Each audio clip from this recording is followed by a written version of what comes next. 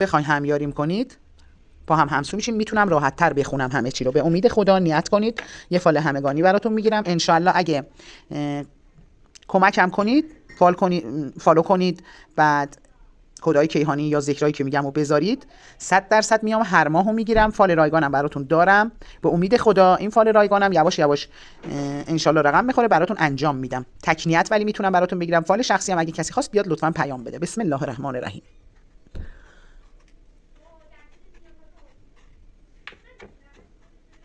دوازده ماهو دارم میگیرم. دوستان یه معامله رو میبینم. اول بذارین از معامله بگم. یه معامله ای رو دارم براتون میبینم که خیلی خیر داره توش، خیلی خوبه، خیلی سود داره، منفعت داره. دومی که نظری رو میبینم برگردنتونه. بچا قسمت هایی از فال به این 12 ماه ربط داره.